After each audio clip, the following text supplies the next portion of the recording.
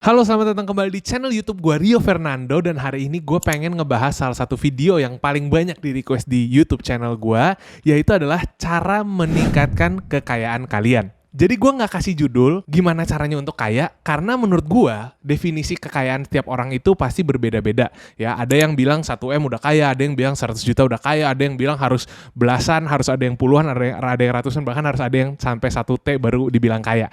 Nah, jadi sesuai dengan definisi kalian masing-masing aja, tapi gue bakal ngebahas secara simple, secara sederhananya supaya kalian tuh bisa ngerti basicnya kekayaan tuh sebenarnya apa dan mencapai financial goals kalian masing-masing di angka kalian masing-masing. Sebelum kita bahas gimana caranya meningkatkan kekayaan, gue akan membahas dulu nih, kira-kira definisi dari kekayaan itu sendiri menurut gue tuh apa sih ya.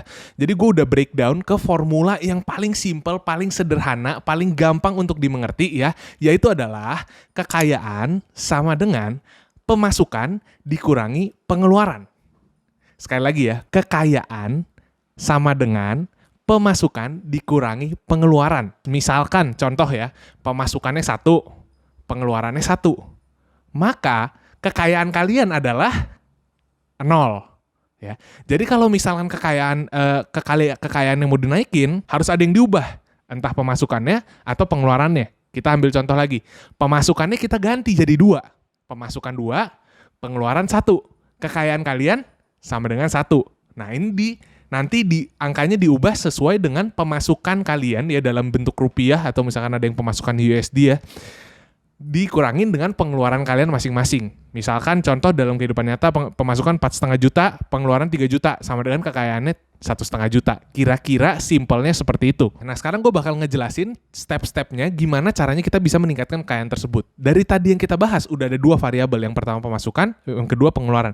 Gimana caranya kita bisa menaikkan pemasukan dan mengurangi pengeluaran. Itu adalah satu-satunya cara untuk meningkatkan kekayaan kalian. Yang pertama, gimana caranya kita bisa meningkatkan pemasukan kita. Misalkan kita sebagai orang yang bekerja di bawah orang lain, caranya bisa dari minta naikin gaji, atau bisa cari kerja atau usaha sampingan. Jadi pulang kerja jam 9 sampai jam 5 kerja di kantor, terus pulang bikin usaha sampingan, jualan atau affiliate, live TikTok apa segala macam.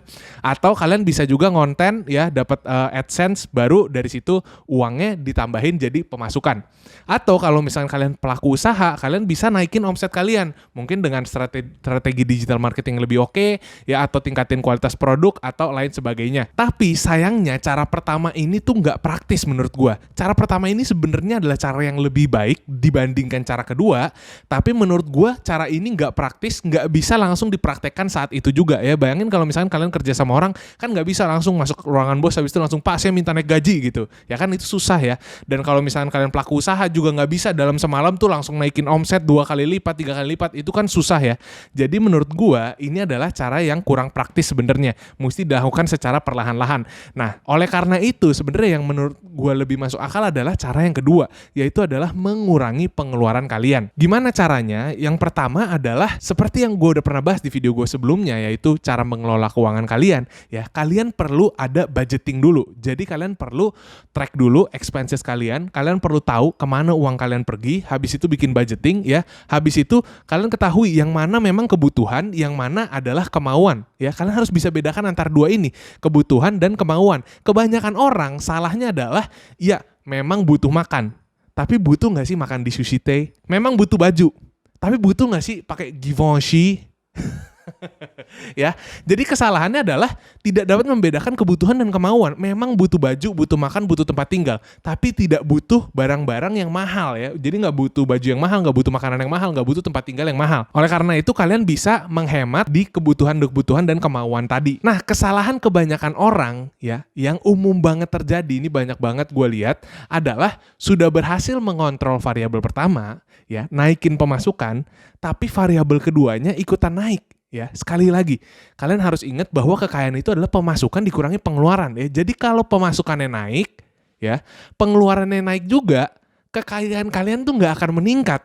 Percuma. Jadi ada orang yang kayak, "Oh, tapi gue selama ini berkarir 20 tahun, gaji gue tuh naik terus, tapi kok gue nggak nabung-nabung ya? Kok tabungan gue segitu-segitu aja ya?" Karena pengeluaran kalian juga ikut naik. Ya, gua kasih contoh lagi.